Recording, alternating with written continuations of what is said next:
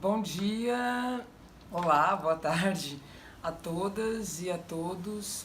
Primeiramente, eu gostaria de agradecer, me convidaram para fazer esse vídeo falando um pouco sobre a minha trajetória como escritora negra. Parabéns a todos e muito obrigada pelo convite. Eu me senti realmente muito honrada, muito contente, feliz, porque eu também estudei em colégios públicos e não tive, infelizmente, a oportunidade de conhecer na minha época os escritores que então estavam fazendo a cena poética, literária.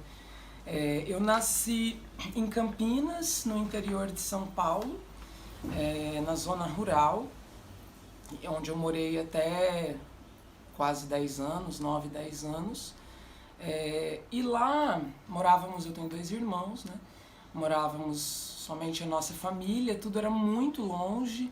Para eu chegar na escola eu tinha que andar 13 quilômetros, a gente ia a pé, às vezes minha mãe levava a gente de carroça e era o maior acontecimento. Ela colocava um colchonete, um colchãozinho atrás da carroça e eu e meu irmão íamos cantando, inventando histórias e era muito legal. Eu não tinha vergonha, eu ainda não era muito adolescente, porque ninguém andava de carroça na cidade, né? Era muito legal, era divertido. Mas na maioria das vezes a gente ia e voltava a pé mesmo. É, e eu não tinha assim muitos colegas, né? Por morar longe da cidade. E na escola eu ficava muito mais na biblioteca, né? Eu era um pouco diferente das outras crianças, não só por causa da minha condição social, né? Mas assim, chovia muito nessa cidade, quase sempre, assim, era meio Londres. E eu sempre chegava com os pés sujos de barro, meu cabelo era muito esquisito, meu uniforme estava sempre sujo. Enfim, então as outras crianças às vezes, né, as crianças podem ser muito, muito más. Então eu ficava assim um pouco à parte, né, dos demais. Isso não me causava muitas coisas negativas na época não, porque eu então pude conhecer lugares onde eu me sentia muito bem acolhida, que era especificamente a biblioteca. E foi lá que a minha vida mudou, né? Hoje eu sou uma poeta, escritora, tenho alguns livros publicados, sou tradutora, trabalho com edição de livros, tenho uma revista eletrônica na internet, sou formada em História e em artes cênicas, dei aula de História por muito tempo e hoje eu coordeno um colégio aqui em Fortaleza, no Ceará, onde eu moro. Mas tudo isso, todas essas atividades que eu faço hoje, elas fundamentalmente têm a ver com esse momento da minha infância, que foram os momentos que eu vivi na biblioteca. Porque foi lá que eu descobri um mundo que um mundo existe, né? Um mundo além da minha casca, além da minha bolha, como a gente diz hoje. Um mundo onde outras coisas eram possíveis, né?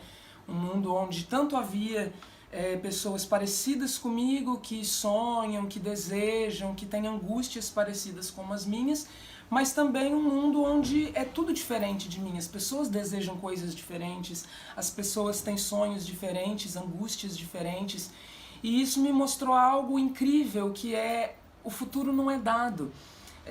Me mostrou que todas as possibilidades estão abertas, que portanto eu podia ser o que eu quisesse, né? Eu não precisava continuar sendo aquela menina cabotina que vivia escondida dentro da biblioteca, que não tinha uma infância assim tão feliz, embora tenha andado de cavalo, me perdido no meio do canavial, brincado com milho, que eu fazia as bonecas de milho, e esses momentos eram sim muito bons. Mas enfim, essa leitura primeiro dos livros me possibilitou, né, me mostrou que existem outras possibilidades, que eu não estava fadada, né, a ser a minha mãe ou ser como meu pai.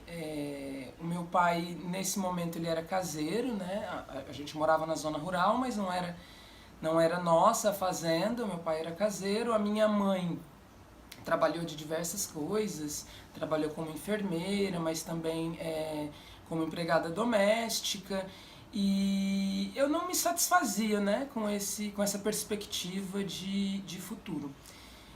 Lembro que os primeiros livros que foram fundamentais para mim, a bibliotecária inclusive que me indicou, um deles foi o Germinal, do Émile Zola, que foi fantástico, mas os livros que realmente me mudaram foram livros de poesia, né, nesse primeiro momento. Porque como eu não tinha colegas, eu escrevia muito. Mas essa escrita, ela não era uma escrita de pretensão literária, né? Eu era uma criança, estava começando a ser adolescente. E era uma escrita, assim como as pessoas têm amigos imaginários com os quais conversam, eu tinha os meus amigos imaginários para os quais eu escrevia, né? E aí um dia, na cidade mais próxima de onde eu morava, que é Bonfim Paulista, onde eu estudava, abriu uma biblioteca, e foi um verdadeiro acontecimento na cidade, porque era uma cidade muito pequena e a única biblioteca que existia era a biblioteca escolar. E eu fui conhecer essa biblioteca, e era um prédio bonito, foi um dia muito emocionante, eu tenho ainda bem vivo na minha memória. E aí lá, conhecendo, né, andando pelos livros e tal, eu peguei alguns livros de poesia por alguma razão. Lembro, inclusive, dos livrinhos, tinha um do Fernando Pessoa, pequenininho, com a capa cinza, e outros que era uma coleção de antologia de poesia brasileira.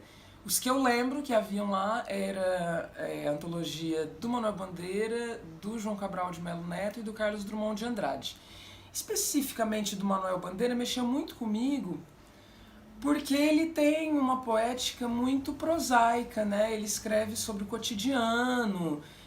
Então, aquilo de repente me deu um estalo, porque de alguma maneira dialogava com as coisas que eu mesma escrevia para os meus amigos imaginários, né? Eu percebi que a minha escrita, ela podia também ser uma escrita literária, que eu podia ficcionalizar, mas que a minha história de vida também podia contar alguma coisa. Enfim, que eu podia escrever e que isso podia ser de interesse de outras pessoas, que não os meus amigos imaginários, e que tinha uma potência poética, né, digamos assim.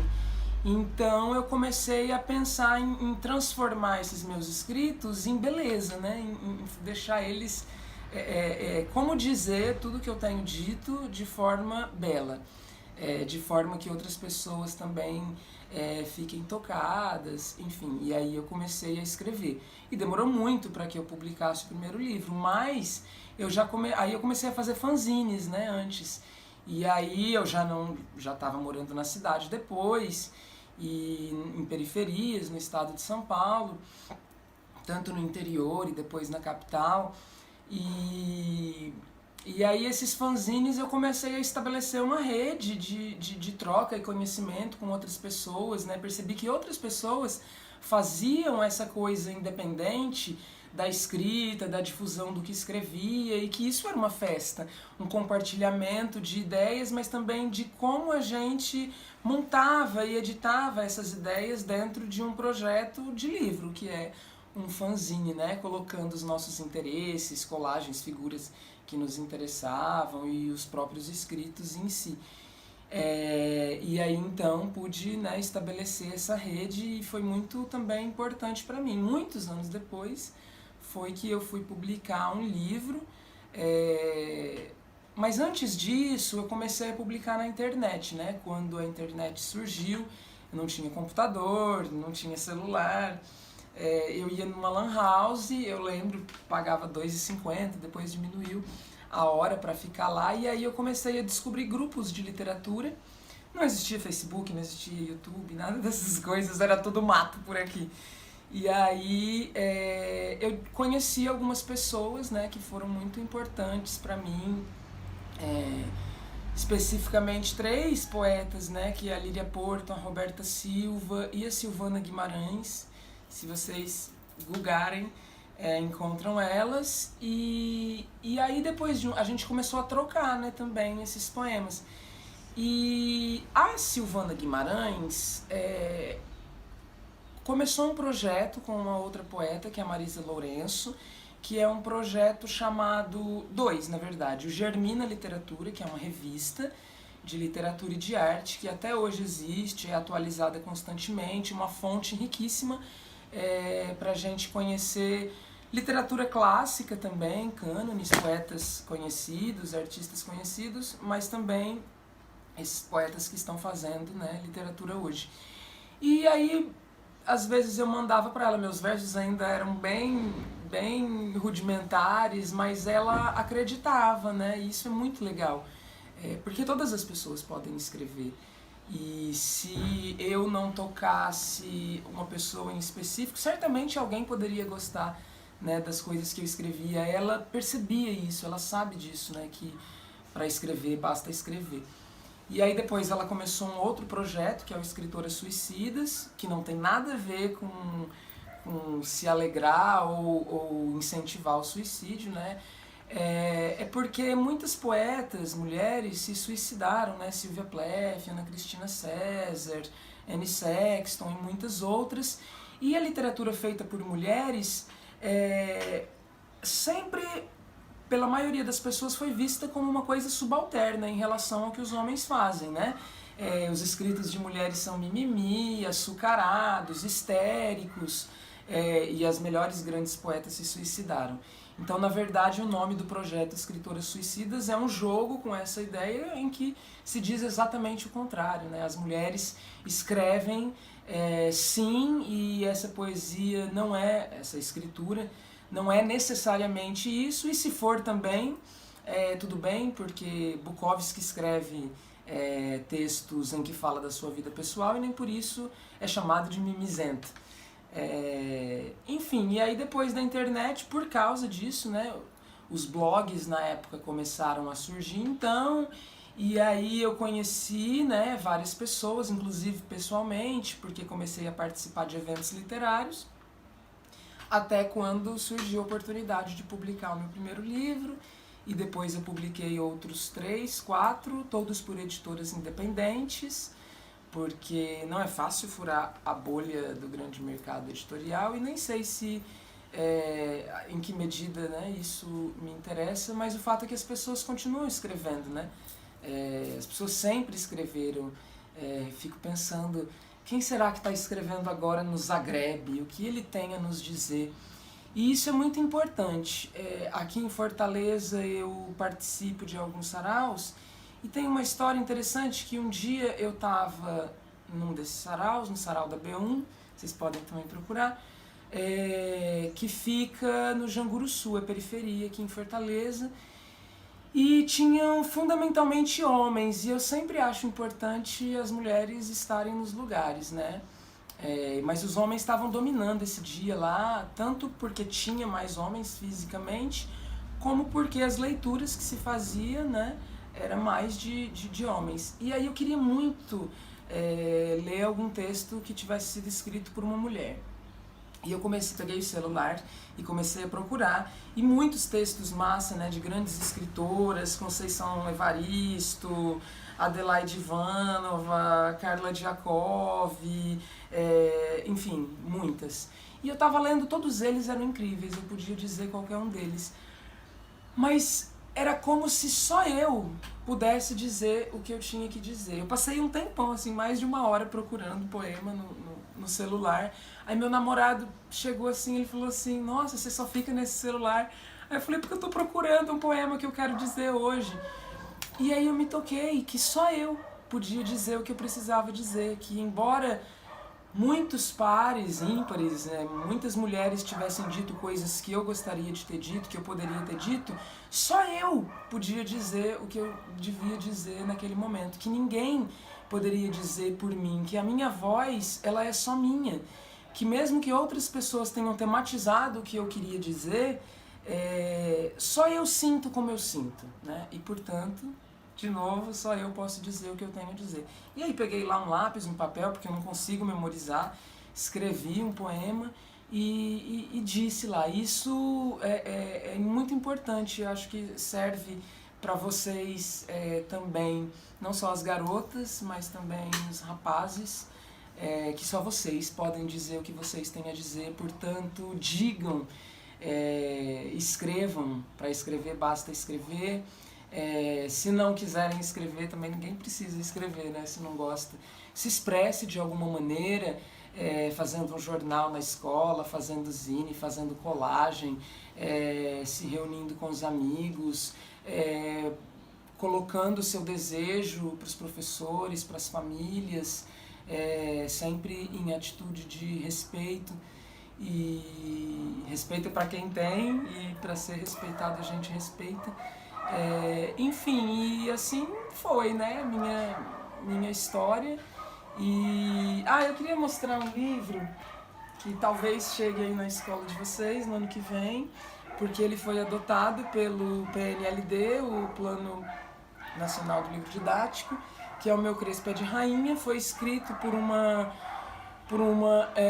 professora, escritora americana chamada Bell Hooks. Ela é uma mulher muito importante para os escritos feministas, especificamente para a literatura feita por mulheres negras. E esse livro é um livro infantil, e leiam para suas amiguinhas. Quando eu era criança eu tinha muita vergonha do meu cabelo, não sei se vergonha, mas eu não encontrava uma representatividade, né, para o que eu também sou. As bonecas que eu tive, as que não eram de milho, eram louras. As mulheres que eu via como exemplo na televisão não eram como eu era. E esse livro é muito legal para isso, para desde cedo, né, as menininhas já perceberem que são rainhas, que todas nós somos. E para terminar eu vou ler então um poema para vocês, que está nesse livro Geografia dos Ossos. Este livro e todos os que eu publiquei anteriormente a ele estão disponíveis na internet. O meu blog é ninaarize.blogspot.com, e lá vocês encontram todos os meus livros para baixar e poder ler na internet. Se não quiserem adquirir o livro físico, né? Se quiserem também pode me escrever que a gente dá um jeito. Então, o poeta de Quilquerias Borrá. Os cachorros estão loucos na rua. O poeta de Quilquerias Borrá nasceu na Somália. Quilquerias Borrá é mais um nome que soa muito bem num poema pronto a ser esquecido. Muito em breve, o poeta de Quilquerias Borrá não será um poeta nascido na Somália. A Somália será um cemitério de ossos varrido para o nunca. A Somália nunca terá existido, como nunca existiu Quilquerias Borrá e o poeta de Quilquerias Borrá. O poeta nasceu pronto a ser esquecido, como a Somália, Atlântida, Palmira, Herácleion ou Sergipe. O Sergipe, que só apareceu no horário eleitoral como xiste por estar à frente do Ceará em programas de habitação, cultura e renda. O poeta de Quilquerias Borrá tem um nome como Arias, Calixto, Mombaça, Vinhas. O poeta, pronto a ser esquecido, não goza ou agoniza. Do nada que sabe que o poeta é mínimo, mas o poema voará com Quilquerias Borrá a imobilizar os países do futuro e as mãozinhas mesquinhas. O poeta de Quilquerias Borrá meteu um balaço direto no tempo, na história, na verdade, nos tratados, nas ciências, teologias, títulos e virtudes. Um balaço com um riso, um poema vivo. Obrigada, um abraço bem grandão para vocês. Lutem, resistam, pátria livre, mundo livre, e sejam felizes. E é isso. Valeu, galera!